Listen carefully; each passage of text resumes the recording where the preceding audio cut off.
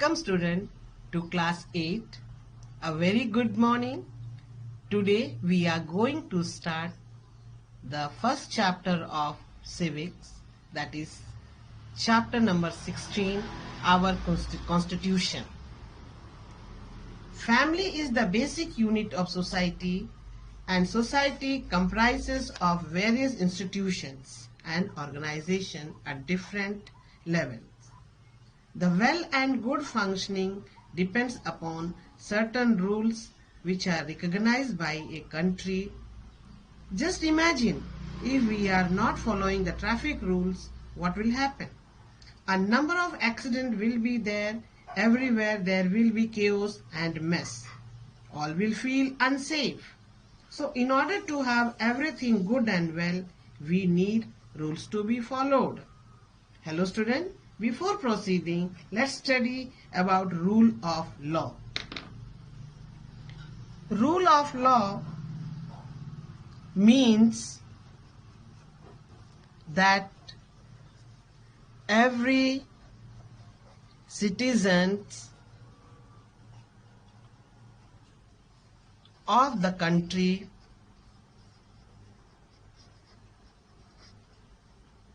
is equal in the eyes of law. There is no discrimination on the basis of caste, religion, sex, social or economic field. Everyone has to follow a set of law, whether the people or the government.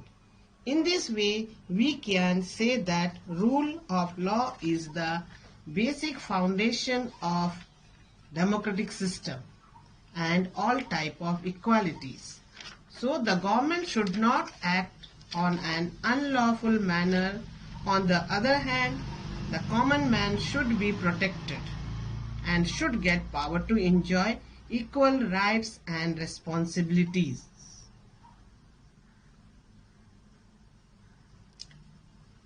The Constitution. A constitution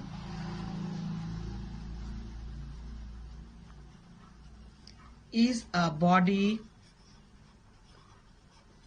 of fundamental rules according to which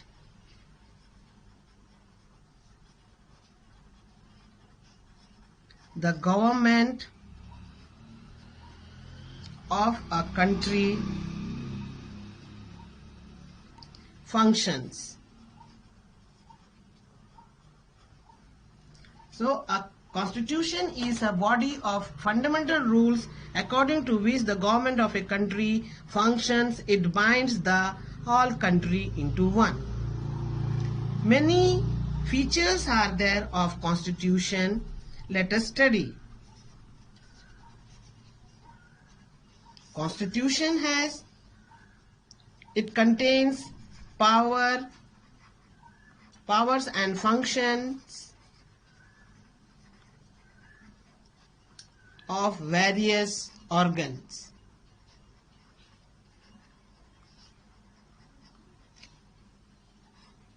It also tells us about the mutual relationship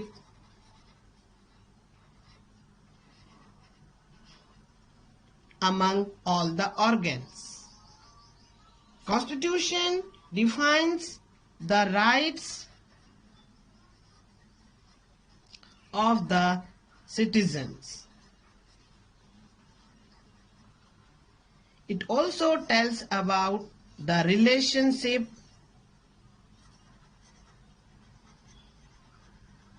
between citizen and the government. It tells how our country is governed.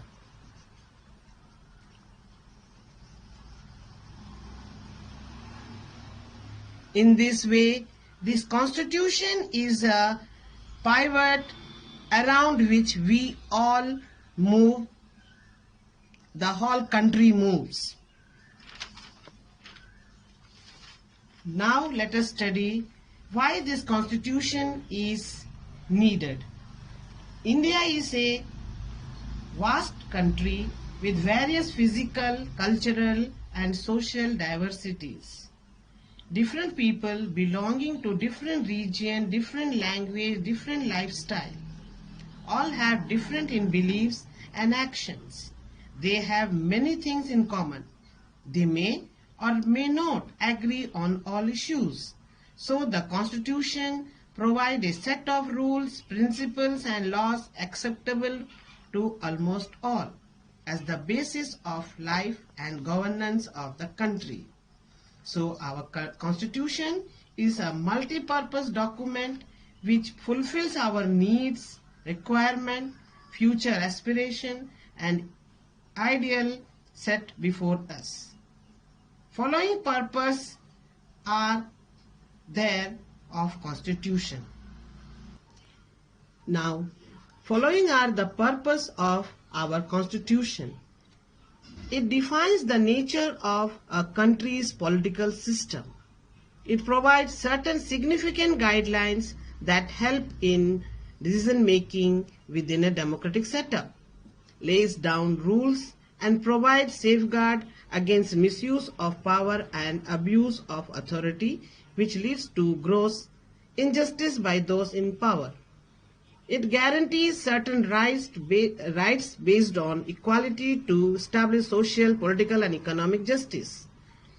It also ensures that the minority group will be not exploited or they will be getting all the benefits.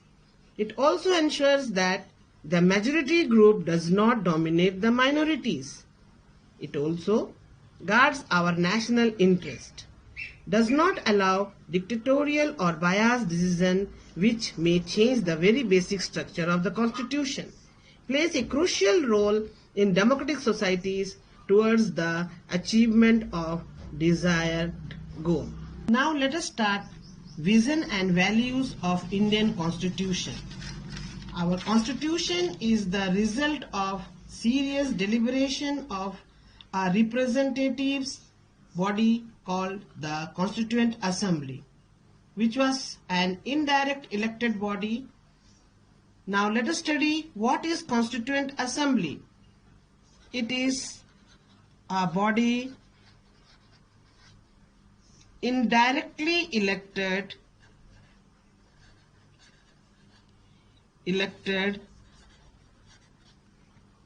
and helped in making our Constitution. The members of Constituent Assembly represented Hindus, Muslims, Sikh, Anglo-Indians, Christian, Harijan, Parsis, etc. It was also having the members from rich, poor, literate, illiterate and many others. The assembly included a galaxies of leaders like Jawaharlal Nehru, Vallabhbhai Patel, Dr. Rajendra Prasad, Dr. B.R. Ambedkar, etc. There were 15 female members also. There were Sweta Kripalani, Sarojini Naidu, Rajkumari Amrit Kaur, etc. In the upcoming video, you are seeing some prominent members of Constituent Assembly. They are male and female also.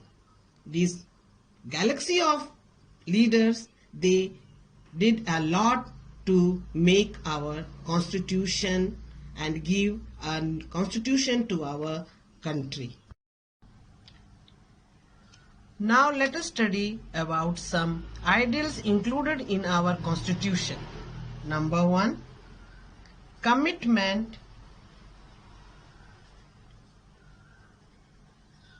to democracy. Second, guarantee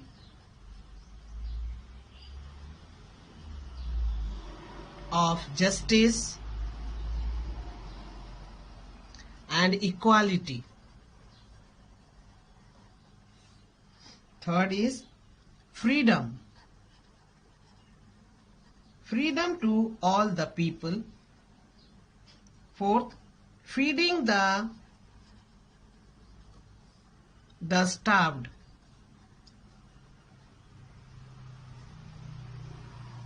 Clothing the naked. Ending exploitation.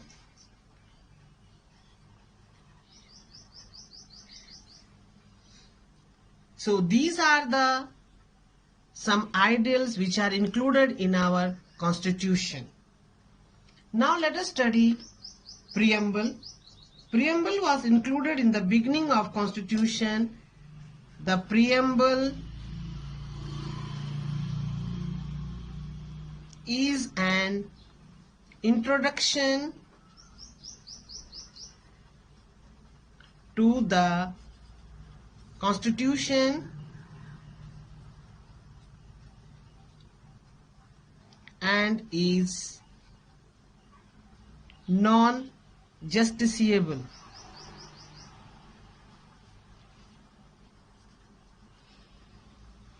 It contains political philosophy, aims, objectives, and basic purposes of the Constitution. The Preamble is called the soul of Indian Constitution. Dear student, this is the Preamble of our Constitution. All of you read it and draw in your notebook. How it's written here, the Preamble is how it is written. Read it and write in your notebook. These are some questions. Its answer is given in the video. All of you try to write it. First question is define rule of law, define Constitution, write down the purposes or needs of our Constitution, what is Constituent Assembly, name the important leaders of Constituent Assembly, name some female leaders, write some ideals included in our Constitution, define Preamble. Dash is called the soul of Indian Constitution. At last, draw the Preamble in your copy. Sometimes it takes several years and hundreds of people to write a book.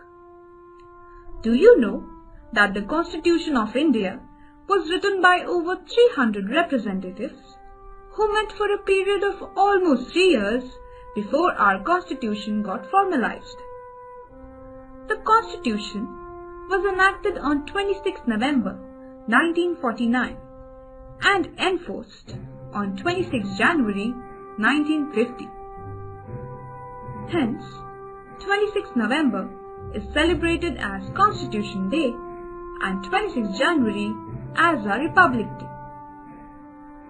To ensure the representation was as diverse as possible, these 300 people were partly elected and partly selected from all sections of society. There were Hindus, Muslims, Sikhs, Parsis, Anglo-Indians, tribal communities, and so on. There was representation across regions, castes, educational and political backgrounds. There was also representation of women.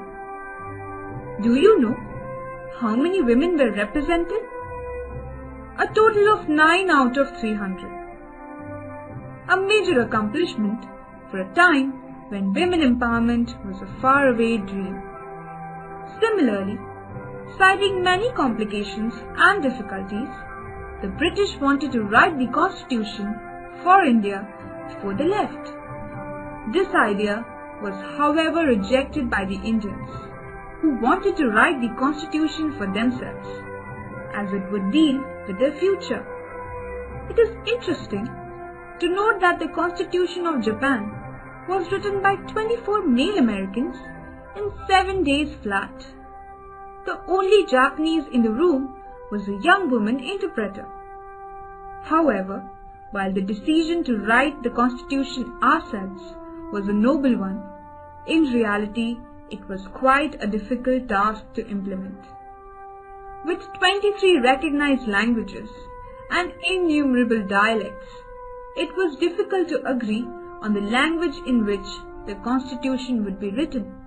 Finally, it was agreed that the members could speak in any language they want, and the Constitution would be written in English and translated at once into Hindi. When the Constitution was prepared, the societal environment was hugely challenging. Partition, religious riots, division on the basis of caste, weak role of women, and so on. And yet, the makers chose hope. They instilled the fundamental human values of equality, liberty, justice, and fraternity as our core constitutional values and ensured that laws would protect these principles. One historian put it aptly: fundamental rights were to be framed amidst the carnage of fundamental wrongs. The sessions of Constituent Assembly were marked by intense debates. One subject was, who can vote? While debating over the qualification for voting and principles of representation, discussion was also held whether only educated people should be given the right to vote. This was opposed on the principle of equality, and finally, all citizens, irrespective of educational qualifications, caste, religion, or gender, got the right to vote. On this point, it is worth noting that in America, black people got the right to vote 80 years, and women got this right 133 years after the US Constitution came into being. There were several critical issues debated, including language, rights, minorities, governance structures,